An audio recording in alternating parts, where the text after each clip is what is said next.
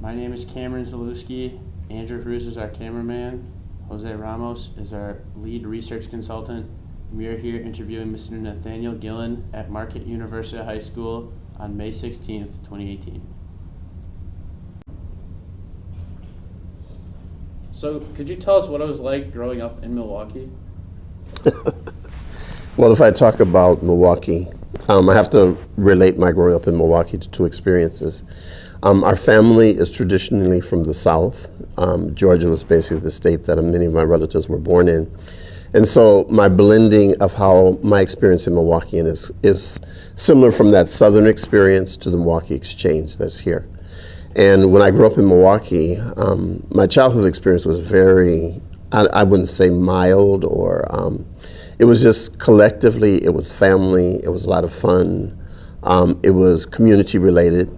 The area that I had a lot of my childhood is around the area of what is called Hillside Projects, which would be somewhere between Walnut Street and then Lower Avenue to what was called Reservoir Avenue, and that's near MATC campus.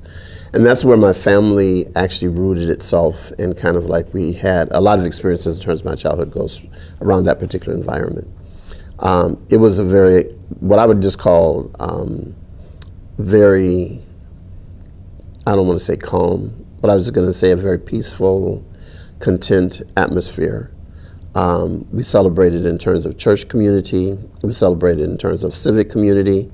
My uncle, who actually, my aunt had a rooming house that was located on 7th and Reservoir. He was actually a auxiliary police officer. So many of the civic events, parades, lighting the Christmas tree downtown, other social affairs, our family was very much involved in because he was there in an active duty as an auxiliary policeman, and we were just participants in terms of all the social affairs. Milwaukee, I think, with its concept of the socialist nature that it had of putting throughout the city parks and structure for everyone throughout the city to enjoy.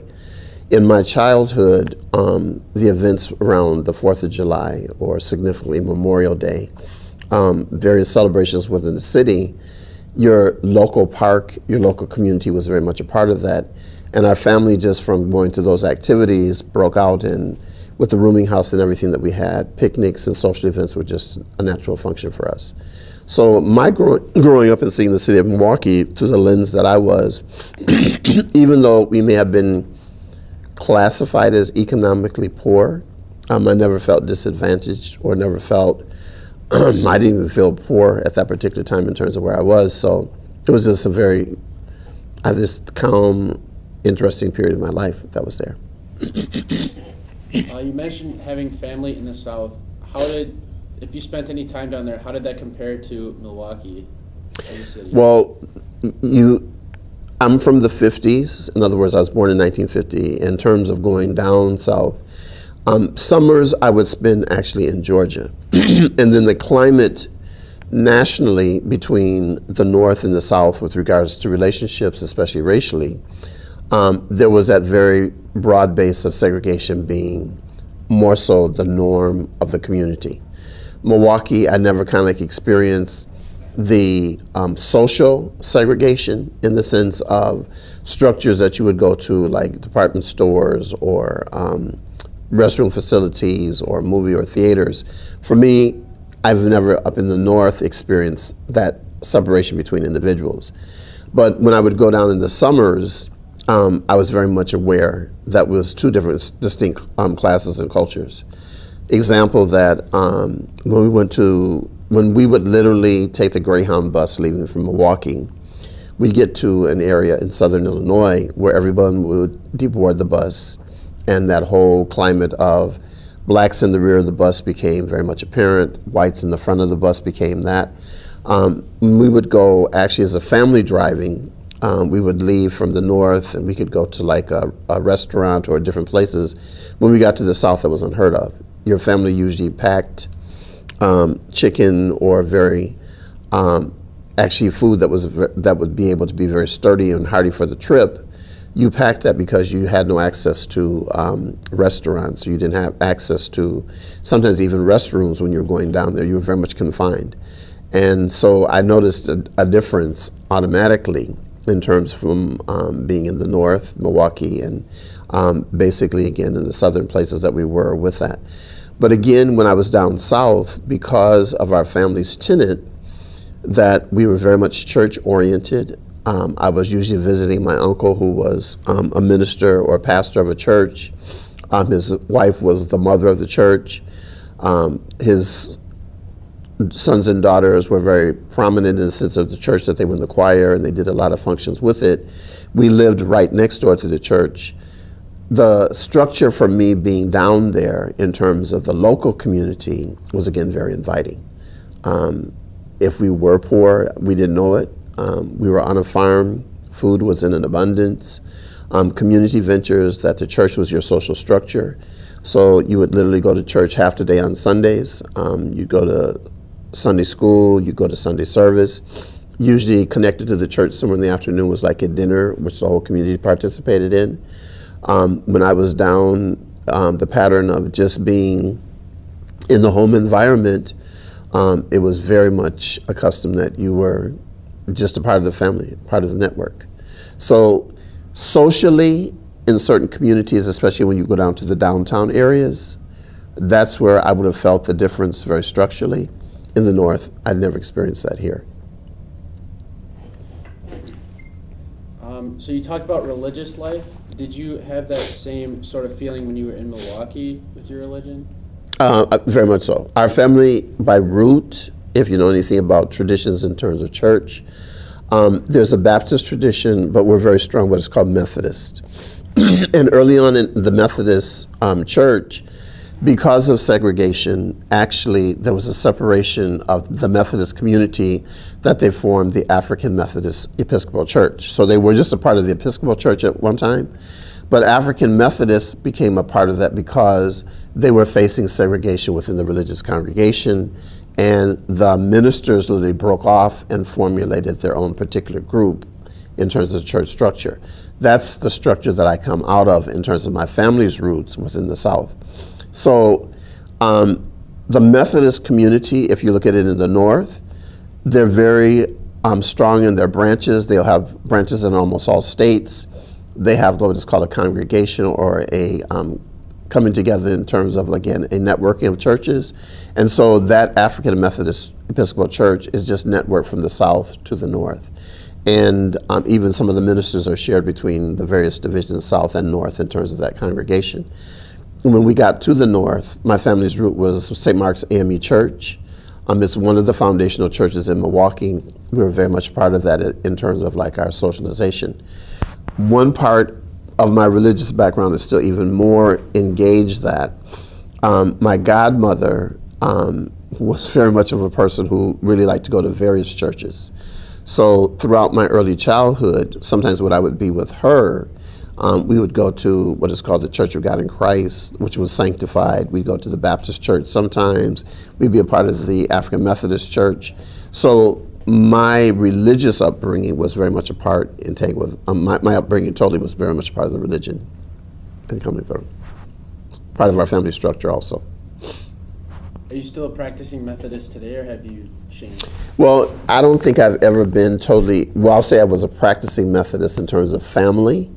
But my change to Catholicism came maybe about fourth grade when I was in Catholic grade school. And so I've been kind of like bilingual in terms of the Methodist Church and our own. I'm very much engaged in what takes place with our family in terms of the Methodist Church, because my root family, when I converted to be Catholicism, continued to be Methodist. And so my family being Methodist, I was more so raised in the Catholic Church, and with Catholic schooling, that was probably my environment, more so that I participated in. What's interesting about that, and I think that I alluded to the fact that my godmother actually took me to a number of churches. So even though I'm rooted from family's nature in terms of the African Methodist Episcopal Church, we've been to what is called the Church of God in Christ, which would be sanctified. We've been to the Baptist church. On Sundays, she just liked to go to different places. And so in terms of seeing the community, I was seeing it through a number of lenses and a number of eyes that would be there. However, religion has always been a fundamental part of our family, our upbringing, irregardless of where we were, south, north, wherever it would be, and it still is today. Did you continue going to Catholic schooling after grade school? Yes, in fact, all of my schooling has probably been directly through Catholic schooling. From grade school was at St. Francis Grade School, which is on 4th and Brown.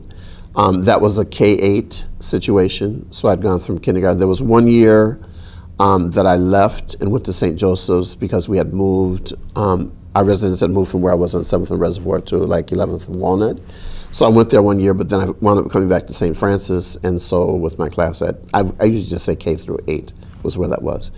When I went to 9th grade, at that particular time, the Catholic schools were really booming, and the Catholic area school that I would go to would have been Mesmer. If Mesmer had just begun integrating its school racially in terms of maybe 2 or 3 years prior to that, the local area Catholic school that most African Americans went to would have been St. Benedict the Moor. That if you go in Milwaukee to where our students do the meal program and serving at St. Benedict's meal program, on the lot that's across where the expressway is right now, actually St. Benedict the Moor High School was there. And that was where most African American students went. In fact, St. Benedict the Moor was probably the church that served most African Americans at that particular time. That particular high school, probably because of the expressway, was torn down, and those students actually began to integrate the other Catholic schools within the area. So the majority of the students from St. Benedict's actually transferred and went to Mesmer, and because I was at St. Francis and the Capuchins were very much attached to that, most of our students directly went to Mesmer. Now with the Catholic school system of the time, it was overflowing with students. So most buildings were filled to capacity, and on the high school level, Mesmer was really totally filled to capacity. For 9th grade, they actually had what would be called sub-schools or wing schools around them. So at my parish, St. Francis, at St. Elizabeth's, St. John de Mepinock, I think St. Boniface, there was actually a 9th grade unit that was attached to them. And so students would go from 8th grade into Mesmer, but they would usually be at that wing division that was there. However, you were kind of like completely associated with Mesmer in the sense that some of our students who were in that building, and I went to St. Elizabeth's for my 9th grade, they actually played on Mesmer's basketball team. They would do a lot of different activities and sports with them. So we were called connectedly to Mesmer, but we weren't in the Mesmer building at that particular time. And so from Mesmer, I went for 1 year 9th grade. Then after that, I went basically again to St. Lawrence Seminary, which is in Mount Calvary, Wisconsin. Graduated from there, and then basically again went to Indiana, Crown Point to the seminary, and from there back to Milwaukee and around, and it's basically been Catholic education all the way through.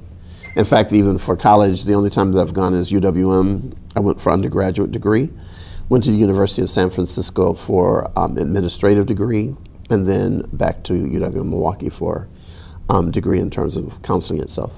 So it's primarily Catholic education, a lot that's been there. When and how did you decide that you wanted to become a guidance counselor?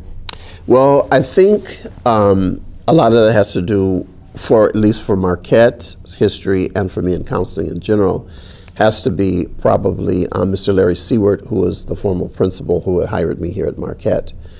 I had always, I really hadn't formally thought about being a guidance counselor, but I've always been doing kind of counseling work through all of my ministries. I started out at Martin Luther King in terms of teaching probably in the 70s. Then I went from Martin Luther King to principalship at Holy Angels Grade School, and I was there for about 10 years. And then I went over to St. Leo's Elementary School, and that was for about another 6 years.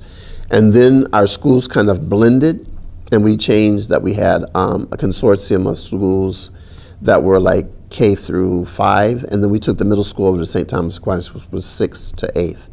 I segued from St. Elizabeth over there, and in all of that activity, I had always been doing counseling. It wasn't official counseling in the sense of having a counseling background, but I was doing listening, working with families along the line. Mr. Seward, who was the principal here, when I was over at St. Thomas, just said, could you kind of look at Marquette and put that in your agenda?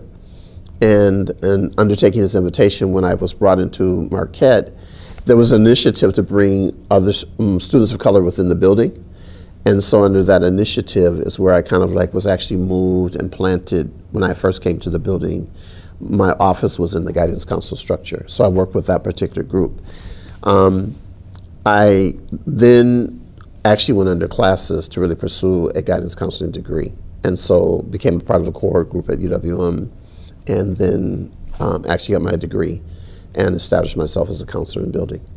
But it's probably formally giving the ties because that's what I would probably be doing at Marquette High. If we could jump back in time a little bit, did you participate in any of the civil rights marches going on in Milwaukee? Yes.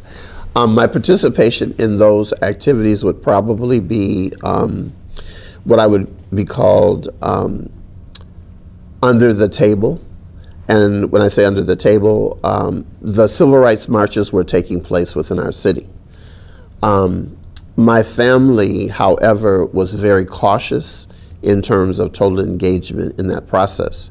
And so with me being a young teen, and there was, I think it was more so on their part, they were concerned about if you watch violence across the nation, and if you especially watch Southern violence across the nation when people were trying to desegregate restaurants and hotels or bars and the sit-ins that were at the counters, they saw a lot of retaliation negatively, and I mean really serious violence that was taking place with those students who were doing that.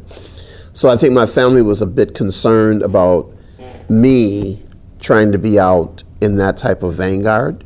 And when the marches were taking place, there was a lot, and I don't want to say there was just very violent tendencies between police, the people that you were walking into when you would go into certain neighborhoods, and they were kind of like afraid. So on the, what I would call I wasn't able to kind of like just go out and do that free. I literally had to like leave my house, pretend like I was going some other place. We had what were called NAACP sweatshirts. Well, I'd have to change into the NAACP sweatshirt away from the house. Then I would actually go to join the actual protests or other things that were taking place. And then when I got ready to go back home, I had to again regroup, change clothes, and go back in the house at the end of the night. So yes, I was participating. In fact, St. Boniface is the area where Father Groppi actually led most of those marches. The meetings took place in the church basement. The playground, if you know anything about Milwaukee North Division High School, where it is right now, St. Boniface Church used to be on the other side of that. They would meet on St. Boniface's playground, and they would have a lot of rallies, a lot of the meeting that was taking place. Well, actually, the police were in confrontation, and one night, we actually were tear gassed there. So in other words, as a part of that particular group, the police kind of like came, combated, they asked the group to just disperse. There was really no place to disperse because you were almost contained, like the open area to get out to go to the street of 12th Street was in this way. The police were coming up that way. North Division High School was on this side, St. Boniface's School, the convent, and the church was kind of like a block on this side. There was really probably no place to go. So most people were forced at that time to run back to the church. There was a gangway that we were kind of like forced into, and so when the tear gas came, you were just kind of like forced in a particular place that was there. So yeah, it was a part of some of the protests that were taking place within the 60s themselves. What was it like to have tear gas thrown at you? Well, I think more of it is the panic of being with all of those people not knowing what's going to take place. But if you ever experience tear gas, it's something that you don't want. I mean, it takes over your whole system of going into all of your senses. It just probably takes control. Your eyes are burning, your nose and everything else is burning. Even that physicalness of that kind of sense of gas coming to you just takes you over. And so you're trying to get all of that off of you. You're trying to get to some source of water to kind of like, cleanse yourself, to do whatever you do. So when they say tear gas, it's designed to do what it does. And your feeling is just you're not stunned. You're trying to move to get away from wherever you can get in terms of the process that's there. Did you ever feel dangered or threatened participating in these marches? Well, yeah. And I think that's exactly where I would just say that my family, to a degree, they were concerned for safety's sake. There were people literally in some of the marches who if you kind of like were in certain positions to the march and you kind of wandered out of that particular place, you were literally in an area where people were very hostile, that you could have been taken, beaten up on different places, and your physical safety was always a big concern. If you watched the marching pattern that was taking place when those marches were going on, there was a unit that was called the Commandos, and they were pretty robust men, and they were usually on the outside of the people themselves who were marching. So on both sides of the marchers, these men basically were walking along, and basically, again, their position of being there was to be protective so that no one was coming to you who were in the middle walking down these particular places with any violence. So if bottles were thrown or if people were trying to get in at groups, those individuals would be the first people on the scene to be able to take that. So yeah, you were kind of concerned about, your personal safety when you were doing that. Did you ever meet Father Grappi? Yeah. In fact, being at those rallies, he was always present to us. I wasn't a big Whig. I wouldn't have been there were people who were actually holding office and meeting with him daily in occurrences. The people that I mentioned before, the Commandos, would have been the men who were probably constantly around him. Some of them were around him for protection as bodyguards, but a lot of time they're around him for just strategizing, organizing, thinking about the next strategy in terms of what they were going to do. And the youth division of that was more so supportive of, I would say, passing out literature, trying to get other people involved, getting the message out in the community of when particular things are going to take place. So I would have been more in that role of not really with him, but it wasn't that difficult to go up, shake hands with him. He was very much a part of the community. He was around all the time at different spaces. It probably became more difficult for him to walk freely or engage in the community once the movement or the processes for the demonstrations really became more, I would just say, formalized and daily throughout the community. But when you go to the rectory or see him around, he was very much approachable. Did you participate in the march across the 16th Street Viaduct? No, that wasn't one of those that I was fortunate to be able to be a part of. Many of my classmates, friends themselves were. And I can't even think about when that particular march took place, where I would have been at that particular time. In fact, I have to look at again the period of time. I may not have even been in the city when that took place at that time. So you mentioned going to the seminary earlier. Did you consider becoming a priest at one time? Well, really, to tell you the truth, priesthood was not in my background. I wasn't even thinking about that. When my parish was St. Francis Catholic Church, and the Capuchin community has that particular church, I was so fascinated, I think, because attached to St. Francis Church, there's a monastery. And basically, again, the monastery had both priests and brothers who were there. I did a lot of work within the monastery. And one of the people who was really impressed to me was, his name was Brother Pius Cotter. And so he wasn't a priest, but he was a brother. And I just figured, I really admired the things that he was doing. As a server and an altar server, I saw a lot of priests who were in the building. In fact, at that monastery, they had probably about 30 people who were living there. And I just really admired some of the work that the brothers were doing. They were really like carrying on some of the mission, some of the work of really working with people who are poor and needy. And one of his jobs and roles was to be the greeter at the door. So I had a lot of conversations with him. I was impressed with his work. And so I actually went first to what was called St. Francis Brothers School that was in Mount Calvary. St. Lawrence Seminary sits up on a hill. St. Francis Monastery is probably in the valley of that particular area. And so that's where I began my studies. I had gone to what I said ninth grade at Mesmer, and at that particular time, the Brothers School was not really a college preparatory campus. And so with the background that I had had in terms of getting the college prep subjects, there were 5 of us who left from that particular place every day, and we went up to the seminary to take classes there just to continue our educational background and load that was there.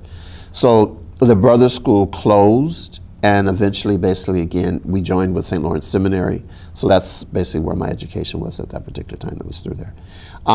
Even when I went to St. Lawrence, priesthood wasn't really something I was thinking about.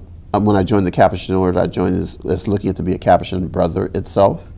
But my schooling kind of gave me a direction of saying that I was really destined to go to college and different things. So looking at priesthood would have been something down the road that was with it. But the interesting part too, I think my life has just entered in, even in a religious structure, in very dynamic times. When I entered into the Capuchin Order, it's the same time that across the nation, all of the black national organizations were coming to vogue.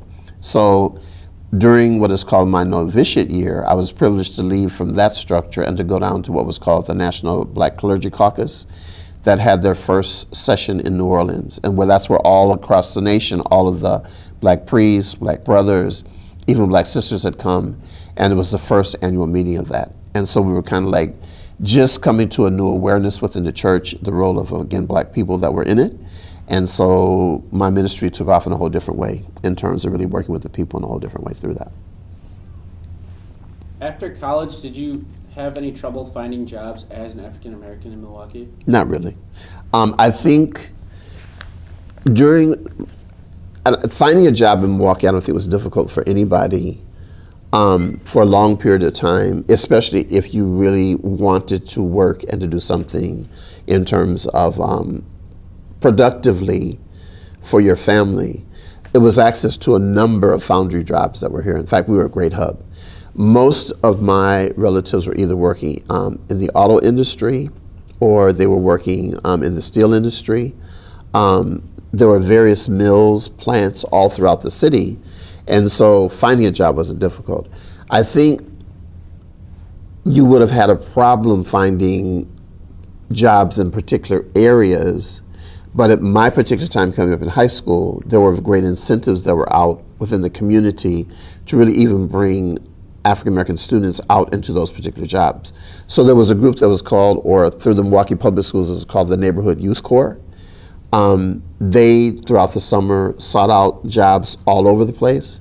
And so one of my first jobs outside of the area where I live was actually at what would be called, and I don't think it's associated with Briggs and Stratton, but it's up on Silver Spring. And I was actually taken there, and I was actually doing what was called outdoor maintenance in terms of lawn care and things of that nature. So finding a job, I've never been without a job. In fact, I've been working since I was about 13. I worked at the local supermarket. I was like a stocker, and then also worked on the cash register.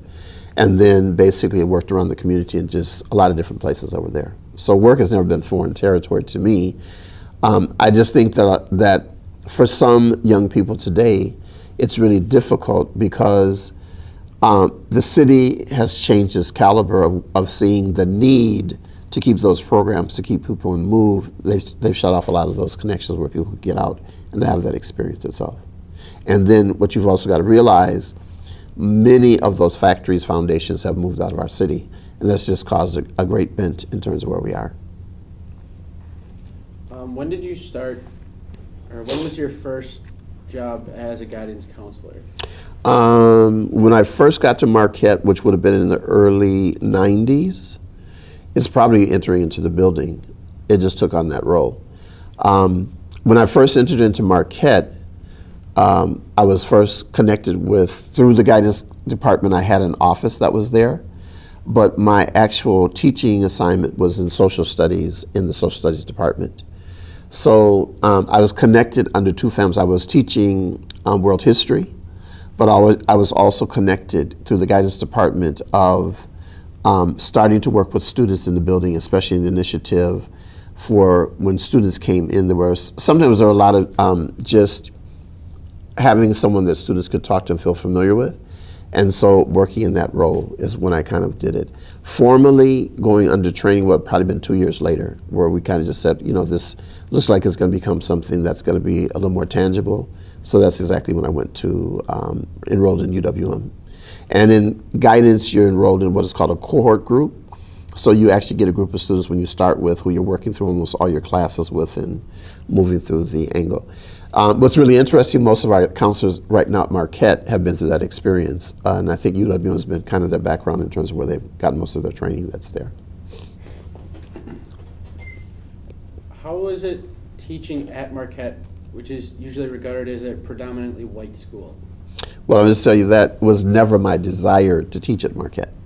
In fact, my Larry Seward, who was a member of my parish, he was also a member of our church choir, kept asking me over a few years to consider Marquette. And I had nothing against Marquette, but there were two or three things. One, it was a Jesuit school, and I knew that Jesuit school were sometimes noted for being engaged with dealing with very rich individuals. And my mission, I think, coming out of, again, my Catholic education at St. Francis and Parish, the philosophy of the Franciscan was very much dealing with those who are poor and poverty and different things. So it was like a clash of minds between that. But also, I had the very highest esteem for Marquette, but if you came from Mesmer, they were our rivals. So if you know anything about pride surrounding sports, Mesmer was a dynamite place for sports and very noted throughout the city for that. And so to think that I would go to a Jesuit school that was one of our top rivals, that was kind of like out of the question. Kind of like as I grew up, that was Mesmer still a part of my heart. So it was never in my light to think about doing that. But in terms of coming to Marquette, there was a mission.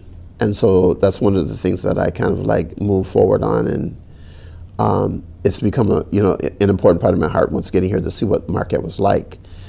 My initial story with that, as a principal of Holy Angels, I can just remember Ralph Roby was one of the students who we had sent from there to Marquette as a freshman.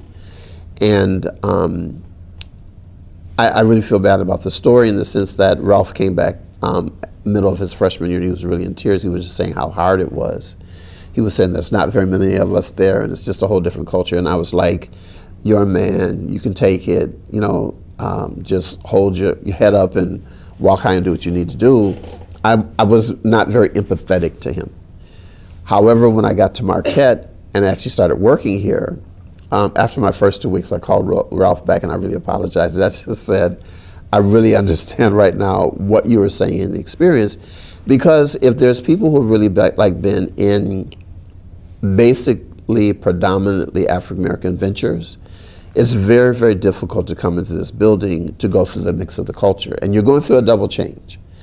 You're not only going through, right now coming from predominantly African-American or black environment, you're coming into a wider environment, that's one thing. But you're also coming into a whole different steep with regards to the academic challenge. And we're sending from Holy Angels and St. Leo's, where I was, very bright young men. But again, when you get to Marquette and you're very bright, it was just a challenge to really jump to that particular expectation. And I think that Marquette has mellowed in terms of some of its academic expectation. But I think for people who had come in those particular days, that was very stringent. And if you listen to some of Marquette's history, you hear, in classrooms that the discipline, I think the structure, everything. So it's very daunting. And I think that's one of the big things that we have to look at. It is a big difference even for me to be daily in here as an African-American male, because I think Marquette kind of radiates the larger structure of the larger community. And we're always trying to make it sensitive that even in the city, there are different cultures that are trying to navigate that. And so the city has learned to grow with it, but it's a constant mission for everybody. It's something that we all have to learn daily and have to keep working and keep tuning ourselves on both angles. For those who are African American, for those who are, again, predominantly within the building, we've always got to work on that as an agenda. You mentioned being a principal of Holy Angels. What was that like? Very exciting.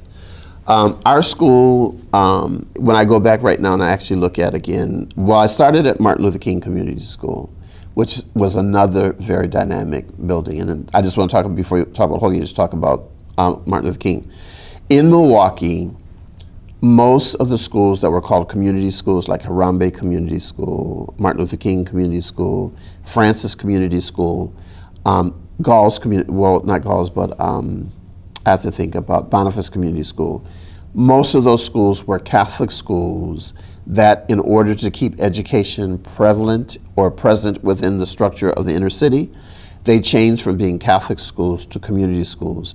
But kind of the teaching structure, the people who were staffing them were still some of the nuns, the teachers who had been there before, but they went under that umbrella so that they could again appeal for support from the larger community to keep the schools open. And the primary point was good education. So when I left from UWM and graduated, there was a job almost waiting for me instantly, and I went to Martin Luther King Community School. Those schools were vibrant, at cutting edge. The Dominican sisters, the Cincinnati sisters, were the ones who were in charge. You had the best of all worlds in terms of teaching. My only biggest problem was there is your load was direct. I taught 4th through 8th, so I was going from 4th grade to 8th grade through all my subject matters in the course of the time that I was teaching. Dynamically, I enjoyed it. But however, with regards to the structure of the community, it was very much engaged in bringing kids there who were pretty well disciplined. Family structure was important. Community coming together was very important, and it was a dynamic time in terms of education. So that was my first place.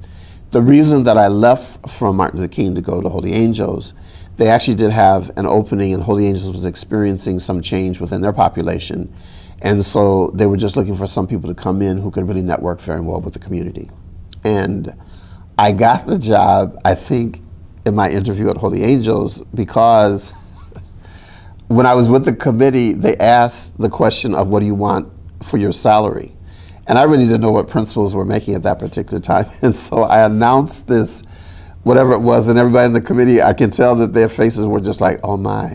So it's like, it was probably underneath what other people were asking for, and it was something that came in, but plus it was a package. I didn't have total administrative license coming in, and the agreement was to kind of go to school to kind of get that. So I was hired basically again as that particular person was coming in there. And so being a principal at Holy Angels again was the best of all worlds. When I think about the years that I put in there, and I think about educational practices and standards, what we did with our kids, it was a community that was engaged, alive, and everybody. I think parents, students, I think the community just enveloped itself around it. And we did a lot of dynamic things that were there for being that particular structure. I don't think our kids recognized, again, they weren't poor kids. In fact, they were coming from very well-to-do, middle-class African-American families. We were imbued with a great mix of the community. Religiously, we tried to be a very engaging spiritual environment, but we also gave them the best of premises with regards to education. A lot of our students were very advanced. We put in specialized subjects in math and art. I mean, it was really quality learning that was taking place that was there. And so I could even bring our model of Holy Angels back to any of the colleges and just be a model for what people should begin to do in that structure that was there. So for me, it was a very engaging time. The one thing I probably didn't like a lot was we were always under the gun with regards to tuition and fundraising and keeping money. So as a principal, not only were you running a school, but you were responsible for getting resources. And so Catholic churches were doing bingo. I dreaded bingo. We'd have to do that like once a week. They'd have bingo that was there, and it was your job to run it, staff it, stock it, do everything. Sometimes you'd be a caller, sometimes you'd be like on the floor, you'd be doing a lot of different things. It kept our school going. Parents actually volunteered time to help with it. It was a very good fundraiser, but that part of the job was not one of the best as being a principal with that. So it was just very engaging times for me. But I think it was more engaging because of what I saw took place in the classroom that was there. As a school, how did Holy Angels compare to Marquette? Well, I think, to my dismay, I was a little teed at Marquette because we thought, in terms of our eyes, that we were doing a very good job. And we sent a nice crew of students as freshmen to Marquette. And I can remember Marquette's response to us was not very positive, in the sense that the young men who were here were very, very bright. And that summer, I don't know what they were doing within Marquette, but there was one priest who did some analysis to those students, and he had just said to them, he wasn't recommending them to be, or other students to be affiliated with our schools, because he thought they were very weak.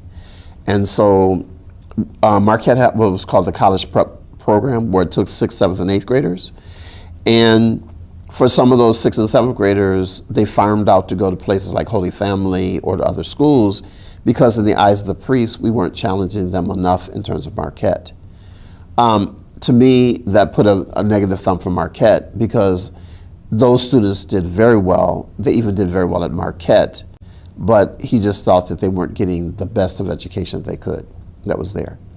And so when I'm looking at Marquette, between Holy Angels and Marquette, I think it's very much the same structures. I think that we tried to present to these young people the reality of their day, the experiences of what were taking place with regards to their social setting, but we also tried to prepare them to go out from there and to be ambassadors of understanding and movement out through the community. I don't think any of our students at Marquette would be afraid of venturing into any communities, because we try to be that open. Our experiences to the negative at Holy Angels in terms of like socialization probably came more so in terms of sports activities. We had very dynamic basketball teams, both girls and boys. We were very much a threat. At Padre Serra, I know that we were very much a threat. When we would go to the various tournaments that would take place in the suburbs, we were very much a threat. And so our name kind of resonated through the archdiocese as kind of like, watch out for these kids who come, because competitively they were much engaged. Sometimes when we would go to other places, though, receiving us was not always the best of norms when we were like experiencing. So we always had to be kind of careful with that. I think is very similar to Marquette's history here. And if you talk to some African-American students, when they would be representing Marquette and they would go to other Catholic high schools, especially, and I don't want to use a great name, but Catholic Memorial and other places, they were getting bouts of discrimination, and that was something that was very foreign to us. So there was similarity, but Marquette was always seen as this high place that you would aim for, sending your students to. We saw that as kind of like a benchmark. So you mentioned coaching basketball teams and the Padre Serra. Did your team ever win the Padre Serra? I think we got pretty close. We were always usually in those last rounds of teams that would have been there. And the atmosphere was very electric, as I would say a lot. Holy Angels had a really strong reputation. And then when I left from Holy Angels to St. Leo's would have been the same. But at Holy Angels, basically around all of Milwaukee, we were pretty much noted. And we usually visited a lot of the various tournaments throughout in the suburban communities that were there. I think that St. Alexander's had a big tournament, and I know that when we were, our arch rivals again was not Mother Good Counsel, well, Mother Good Counsel also, and then St. Margaret Mary. But the one story that I was talking about again with all of you was St. Jude's. And St. Jude's is, when I coached, I would said to you before, the thumb probably with me in the side with me with St. Jude's would have been, it's the one place where as I was coach that actually our locker room was broken into. And when we came out to the place St. Jude's, and I said that's always had a sore thumb with me, because you didn't expect to go to a Catholic community in there and something of that nature happened. But St. Jude's has some very good players, so it was very good competition, very good game. But I just mentioned that in terms of Padre Serra, It was a very competitive space, but it was a place that, again, when we came, it was very good play. And a lot of good strategies, just a lot of good, good wholesome activity in terms of the communities themselves. And I think that a lot of our players coming from there throughout the Archdiocese and other Catholic high schools and other places were very much noted in terms of being individuals who had been there. So earlier you also mentioned the rivalry between Marquette and Mesmer. Did you experience that in high school? Like, Yes. Did you play any sports? I played basketball. When I was in Milwaukee more, it was track, and then basketball would have been there. But I was not basketball like in terms of like varsity or any sports of that nature. But my classmates were.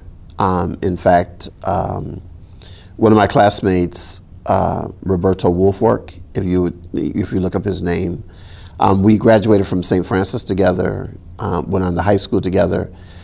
He was a dynamic basketball athlete as well as track star. In terms of taking Mesmer went to the state tournament under his watch, I think 3 times in his career, and for track they took state, probably would have been 3 times again. So he was very well noted. And the team at Mesmer, and to show you how dynamic that was in terms of those days, when we would come to Marquette and to play Marquette, and this was usually notable in at probably any of the competitions that were taking place between Pius and St. John Cathedral, Mesmer, Marquette, Catholic Memorial, in Racine St. Catherine's. If you did not get to Marquette High School by, again, probably the last quarter of the JV game, it was very hard to get a seat in that gym after that. In terms of, it was almost standing room capacity only to do that, and that was every time. These were very competitive electric teams that were there. Noack was the coach that was here. Nija was the coach that was at Marquette. Names that are synonymous throughout the state with regards to good precision, quality team and coaching. And it would usually be in the state tournaments, it would be Mesmer, Marquette, St. Catherine's would be in those last things that I would just say the last rounds of the tournament would be some of those individuals. Coming from up north, out of De Pere, other places, those were the electric teams that were around in the state. And at that particular time, your Catholic schools and your public schools were separated. So there was a Catholic tournament or a private school tournament, and then there was a public school tournament, and they were divisioned off from that. But the players at Mesmer actually played with a lot of the public school quality leaders in their conference. So where I lived in the project area on Hillside Court, there was a playground that was in the middle of that. And at that particular playground, everybody who was anybody in Milwaukee came to play, because that's where you got your raw talent that was really like playing against one another. And so throughout the summer, from early morning, probably from 9 o'clock all the way to about 9 o'clock at night, there was continual basketball games that were going there. And a lot of my classmates were out there 24/7, just playing and playing and playing. But then they would leave from that particular spot, sometimes just for getting some other, and then they would go to Hart Park, and they would go to other places around the city to do that. But basketball was the thing. And yeah, it was very quality times at that particular time. You seem to have a big passion for basketball. Did you follow the Milwaukee Bucks a lot when they first came to Milwaukee? I think I've tried to follow all the teams. More so, I probably would have not have gone to a lot of Bucks game, and probably more so that would have been economically. Similar to today, getting to a game is a lot of money. And usually at that particular time, I was working with a lot of families who probably couldn't afford it. If I got to a game, usually taking a lot of youth and individuals who I was, it was usually something that the league or the team was kind of giving something, was like a free pass day that kids and other people could come in. But yeah, I would follow them as they would go through. Like when Kareem Abdul-Jabbar and other people were playing, you got a chance to see them every now and then that was there. So in high school and even after, what kind of other stuff would you do for fun? Well, basically, I think if you live in the city in high school, weekends they were sports oriented, but they were also social oriented.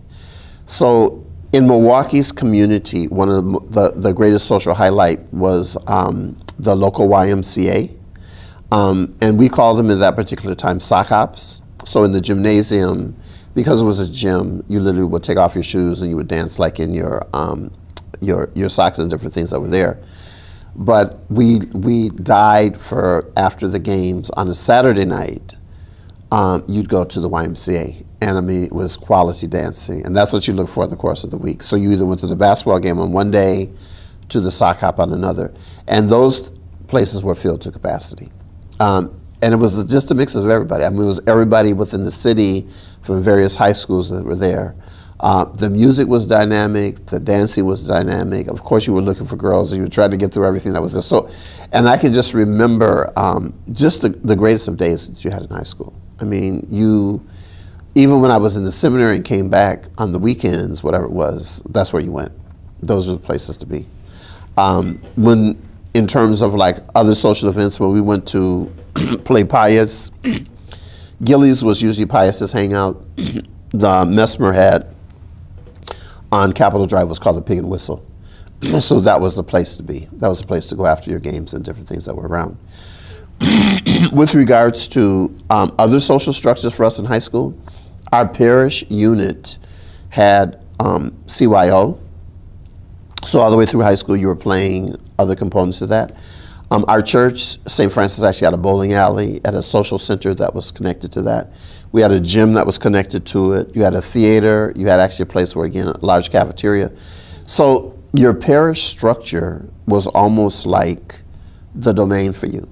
And a lot of our grade school individuals just from high school gravitated to those same spaces. We did a lot of things that were together. We were very engaged in church and different things like that. So it was a great hub. It was a very, very good time. And in the city, you kind of traveled. You just went all over the place. It was very, very nice for everybody that was there. So if we can jump ahead a little bit, you also talked about how you were a social studies teacher and guidance counselor. How did those two jobs compare to one another? Well, Marquez was very interesting.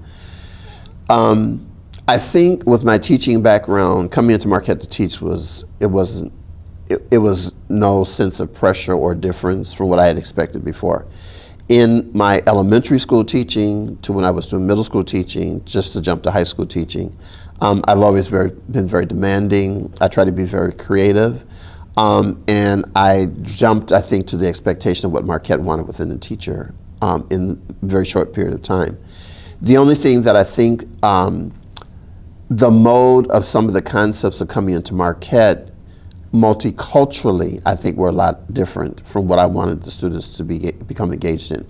Social studies has been my passion all the way through. In fact, for my when I started teaching in middle school, my background is language arts and social studies as my competencies. So history has always been something I like. Traveling has always been a part of that, and getting students very engaged to appreciate it.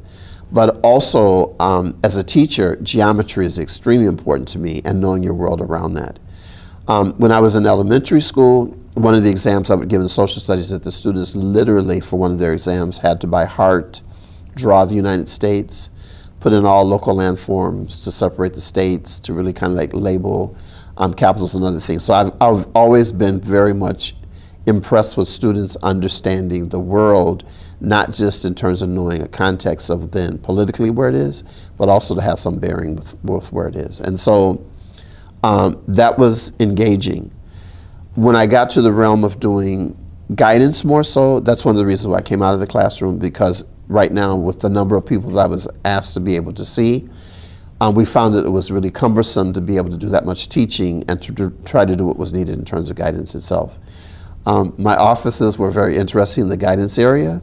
That in Marquette's structure, the first guidance offices were kind of very small, and it was down a corridor where you had like about 5 offices on the side of those.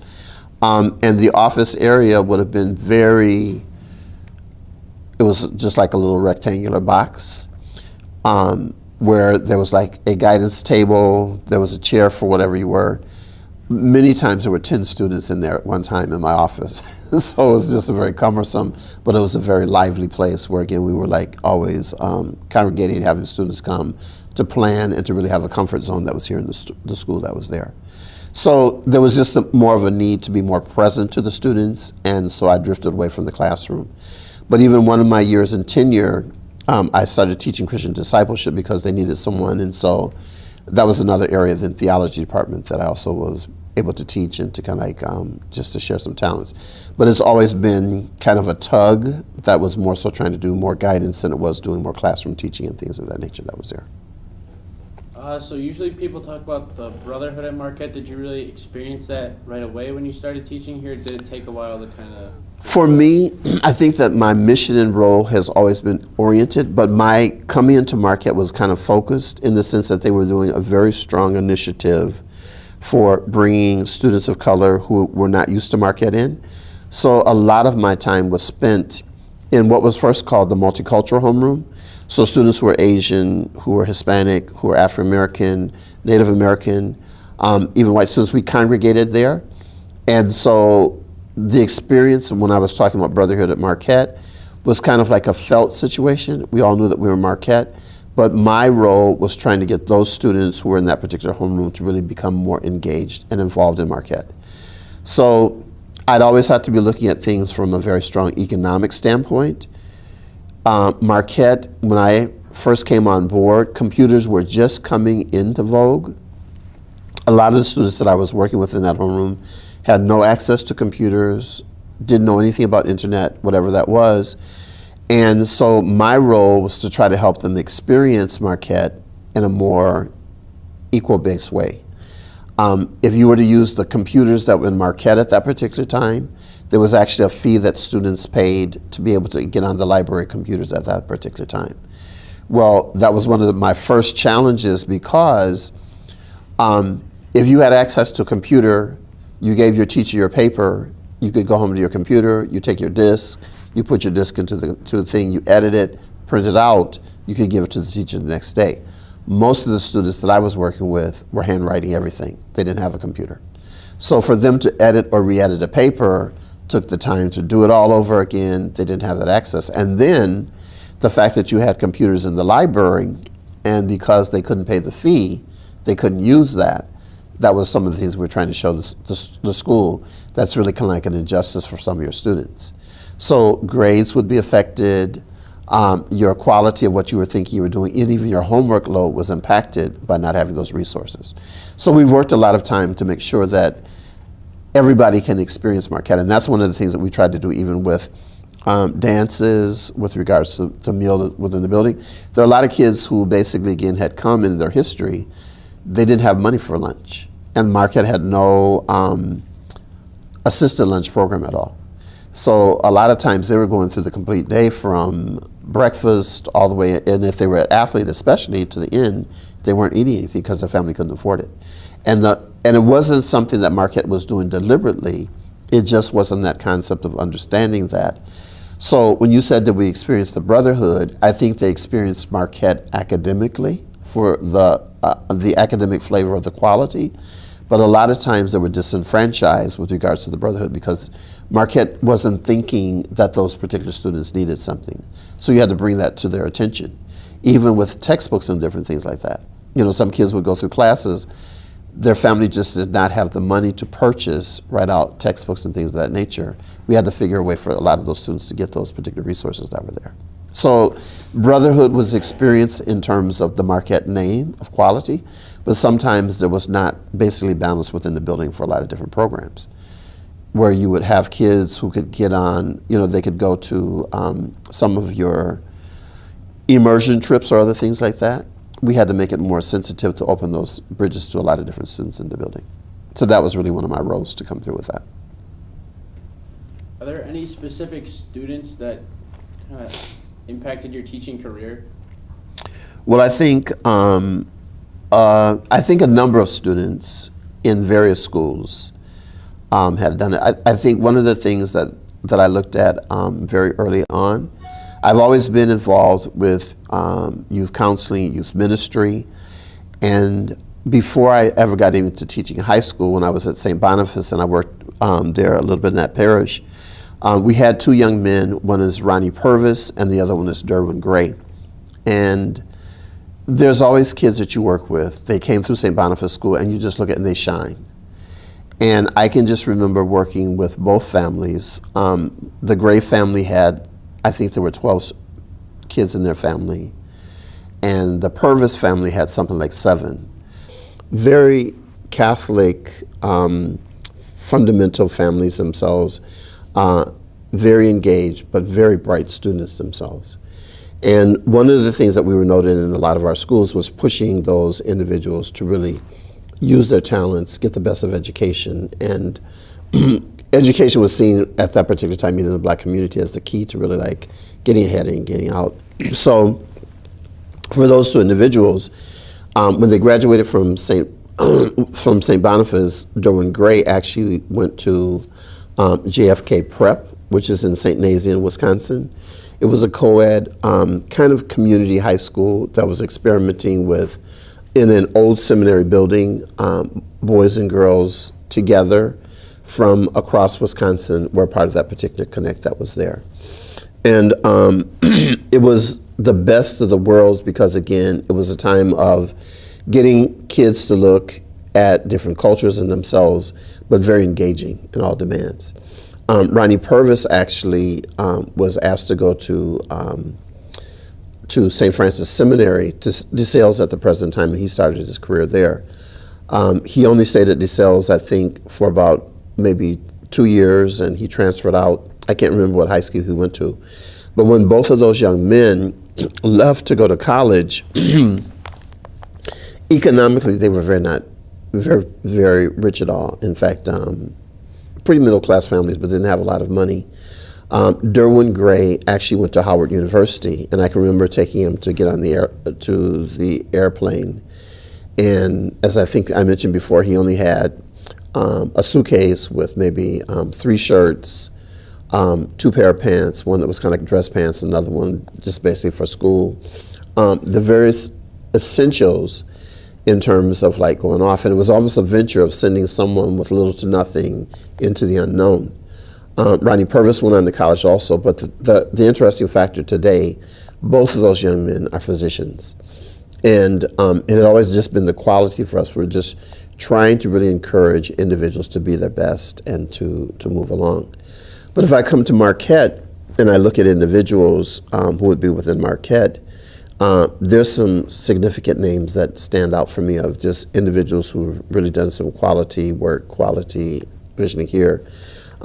Damon Key was an individual who we sent from St. Leo's to here.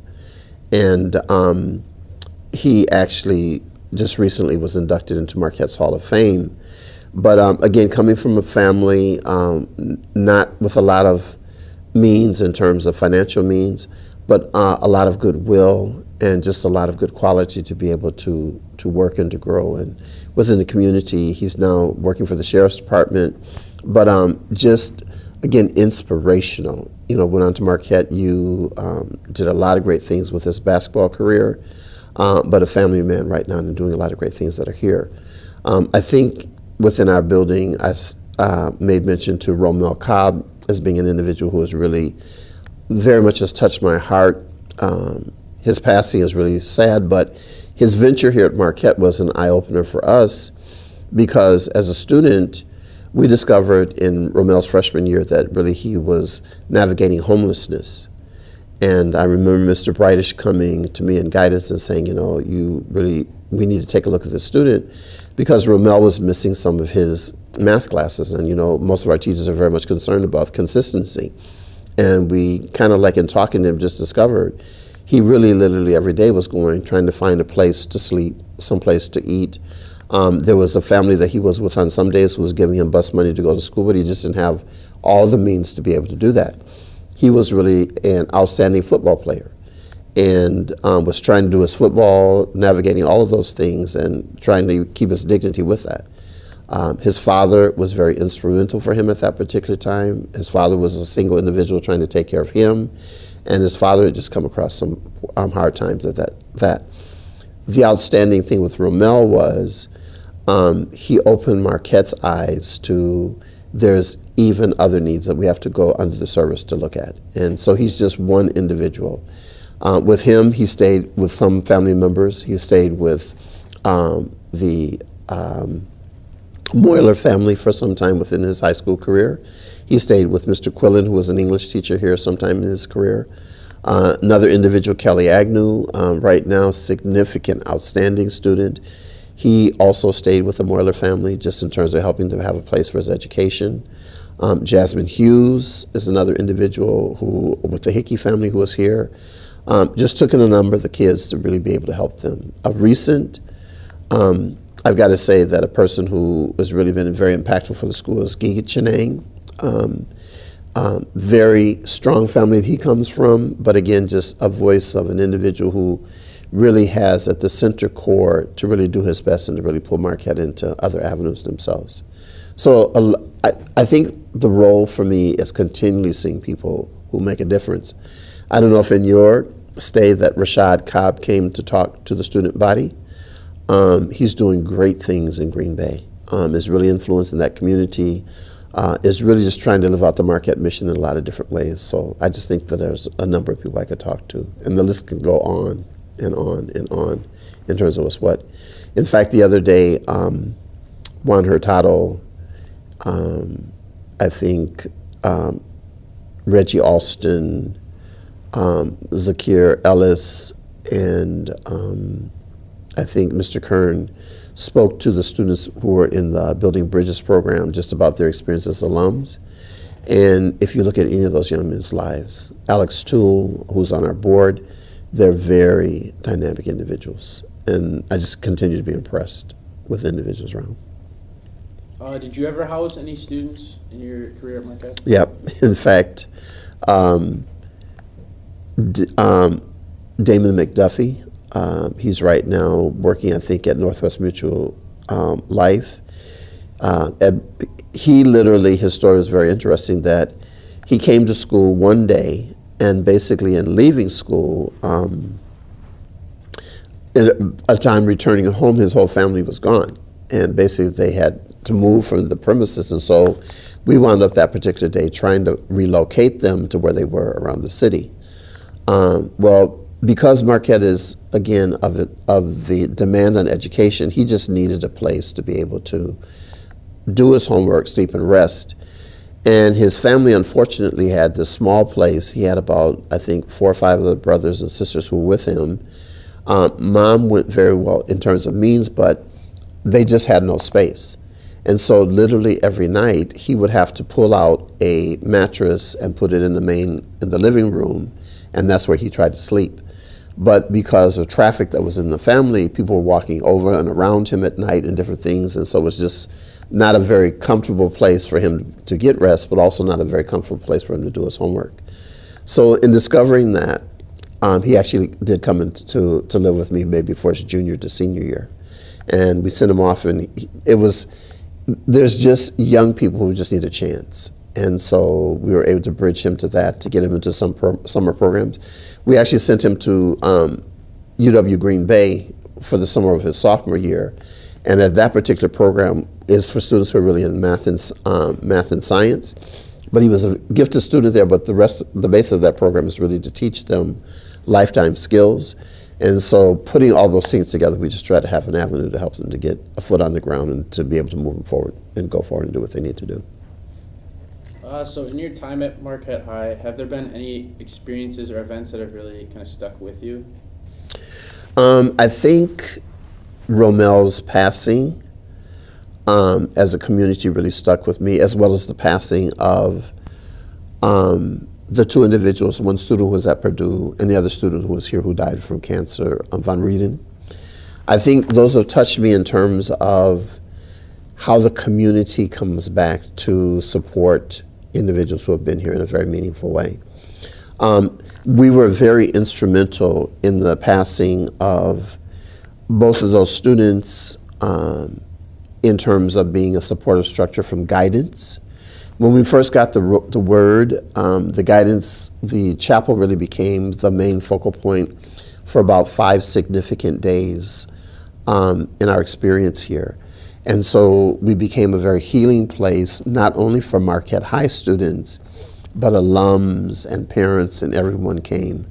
And we actually started what was called that little candles were placed around the altar. And I don't know if you were here at that particular, you remember that. But the whole chapel just became ablaze with all those candles for people who were coming for prayer and support. And so students could come all throughout the course of the day. We tried to be there for them in Venture. And then the services that were held, we're trying to bring a community together in support of what we just couldn't understand. First of all, we couldn't understand what took place at Purdue. That was very disheartening that, one of yours was a very bright student, was just gunned down, and the circumstances surrounding it, that was something. But the classmates who came back, the alums, and the celebration of that service, and then when the Van Rieden young man died not too soon, shortly thereafter, in terms of the same circumstances, it was just a time for us to come together. And then Romel's death was so untimely that, again, he passed, I think, when he was with his whole family and some of his brothers here from Marquette while they were playing. And they would usually come together every week at a gym. His heart was into the sports, but then he collapsed on the gym floor and he passed. I just think that whole event surrounding his circumstances is really touching to me in terms of that process that was there. So as you get ready to retire, what is one thing that you want to kind of take with you from Marquette? Well, I think as I travel through Marquette, and we have an opportunity because we're not tied down to the classroom, and to go around the building sometimes even if we're looking for students or just sometimes even taking people on tours, to see, I've always been impressed, and I will always be, an impressive part is Marquette's, the quality of things that are going on in numerous places throughout the course of the day, but more so, I think in terms of the classroom, I'm just really impressed. And I've been a building principal who really works at making sure that students have quality time. So that's been one of the most impressive benchmarks for me. I think the spirituality, I'm very Catholic in nature, and I'm really spiritual. Giving kids, young men, I would say, the opportunity to really grow in elements of understanding God, of being connected spiritually. I'm super impressed sometimes with sophomore retreat and with Kairos and with even freshman retreat, those experiences. And even sometimes at worship, just again being able to have the chance to put in individuals' perspective that God is meaningful to everyone that's there. When I said that the other day about, is God trying to tell you something? I think Marquette's building is trying to do that. And so I think that's going to be the thing that I'll miss, is being able to touch young people themselves in that spiritual light, to be able to do that. I try to do that within my parish ministry all the time. But just that gift to be able to, again, to cultivate and to work with individuals to help them to grow into their next level. I'm impressed at graduation all the time with kids that we send out of here. And I keep calling them kids, but young men, and seeing the quality of the young people that I've worked with all over the city. That's going to be something, I think, as a branch to teaching and to guidance that you kind of miss. But I'm going to try to do that on probably some tackling of adults to a degree in our community. So just always trying to be helping people to make a leap, to go forward in terms of what they need to do. Is there anything in your life that you would change or something you regret not doing? I think right now for me, there are some people who I am envious with in school here who've graduated and they've just taken the world on. And when I say that, I'm a traveler, and I have been to some places where I'd really like to go. And I think as you get older, like I think right now if I went to the pyramids in Egypt, you have to climb, and right now I wouldn't be in the best of health and shape to be able to do all that. I like to experience them and see them, but it's just having the chance to go some places and really get into grips with everything. When I went to Jamaica and other places, I don't like to do the touristy tour. I want to be with the people who live in the area, to really just mingle and be out with those individuals. And so that's where I think that's something that I'd like to do even more of right now in terms of retirement. But it's something I would have done much more. I would have gone to Africa and a lot of places earlier and just made that a hub of doing a lot of different things. I know there's some Marquette students who've just left and have gone in the summer, halfway around the world to do certain things. And so that's something I try to do. So you mentioned traveling. How do some of those places compare to the city of Milwaukee? In terms of traveling? I don't know if you would say it. I think cities themselves have a character of their own. I think when you're looking, from my standpoint right now, when I look at the world, when I went to France, there's a hub in France that is, again, I wouldn't say a poor community, but I say a multicultural community. And when we were here from Milwaukee, we gravitated to find that place because it kind of felt like Milwaukee to a degree of the people that we wanted to associate with and see how they were in France. What's interesting about the French experience in Paris, in that same place, the KFC was really the place that designated where that community began. And so in our trying to get to there, we told the cab driver, and we actually asked for some of the citizens, where's the KFC? Well, they took it as being, you came all the way to Paris to find a KFC. That was kind of comical. But what it did is that KFC was around the people who were of like lower middle class, and it was kind of like the hub of the people kind of like gravitated around there. So I think in every city, every place, you're going to find very wealthy people, you're going to find very touristy people, you're going to find people who are common sense. The thing that I like to do is find in all of those locations people who create community. So when I go down south, experience of family and community and picnicking and partying and just going around, you try to find the highlight for that for everywhere. France was very impressive to me in Paris of just how people come out. The embankments along the river are just, you're filled, you just have a great time being with people. And that's what I try to do in terms of all the communities or cities that I see. You've got risque places. In Milwaukee, you got places where I was say to some people, you shouldn't go. But you got some places where you kind of like, you're just delighted to be able to be there and to experience all the things that are going on. Do you have any plans for retirement? I've got plans to a degree probably to do more things for what I want to do and probably on a times table of how I want to do them. But I'm always trying to be connected to some communities that are making a difference within the city.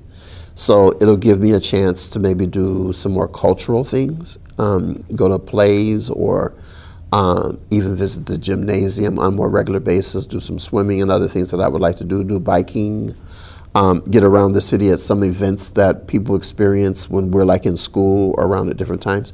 So that becomes more leisurely. But connecting also with educational groups who do mentoring.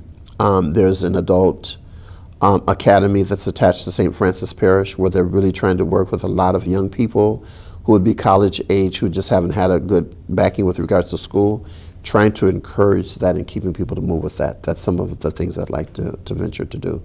But also to see more of my family, get around with them to a more degree, to spend more time with them in quality places. That's one thing. Do you plan to stay connected to Marquette at all? To a degree. In the fall, I'm going to be doing volleyball here again. So I don't think that teachers who leave from here really leave from here to a full degree. Probably, there's also going to be some networking that we'll probably do some with evening enrichment to make sure that those students have some support with that, volunteer some time with that and try to help out Mr. Kern if he's working in that experience too, trying to keep that. And then one last question. In a single sentence or phrase, how would you describe Milwaukee? Right now, I have to say I'm concerned. And I'm concerned about seeing, I think there are two cities that are operating.